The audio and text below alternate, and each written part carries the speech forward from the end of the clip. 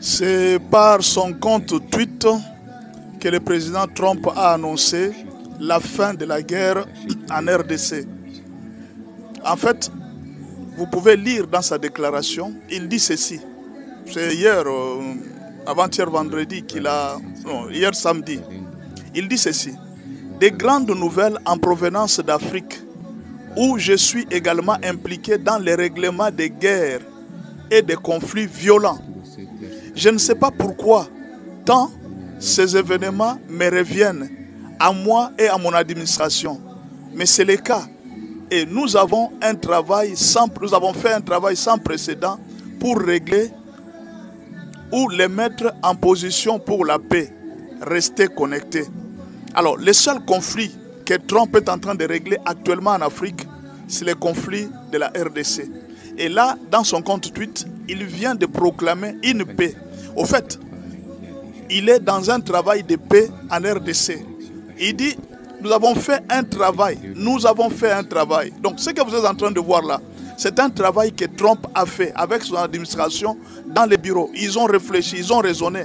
Qu'est-ce que nous pouvons faire pour mettre la paix en RDC? C'est ainsi que vous avez vu la fin de ce travail-là arriver. Alors là, c'est Trump qui annonce ce que nous tous, on ne connaissait pas. Donc, c'était l'administration Trump qui a travaillé pour la paix en RDC. Et là, il a annoncé clairement, officiellement, la main haute, en disant que je suis fier d'avoir réglé ou mettre en position pour la paix en RDC. Il dit restez connectés. Au fait, rester connectés, c'est-à-dire quoi? Ce n'est pas encore la fin, mais d'ici là, vous allez apprendre qu'il n'y a plus de guerre en Afrique. Il n'y a plus de guerre en RDC, parce qu'en fait, quand il parle de l'Afrique, pour le moment, il s'agit de la RDC. C'est là que l'administration Trump s'est investie jusqu'à ce jour.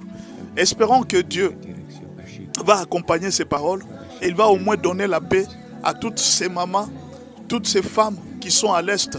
Quelqu'un m'a dit, mais pasteur, tu ne prêches plus. Au fait, quand tu n'as pas de frères, tu n'as pas de sœurs, tu n'as pas de membres de famille qui sont dans la brousse, tu ne sauras pas ce que je suis en train de faire.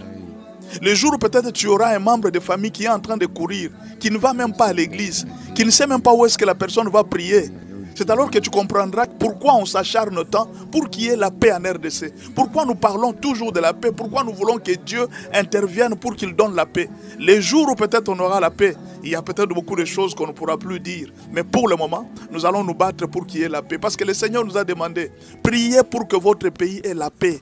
Parce que si vous avez la paix, vous allez prêcher facilement l'évangile. Mais s'il n'y a pas de paix, comment est-ce que vous allez prêcher l'évangile? Allez à l'église. Nous sommes en...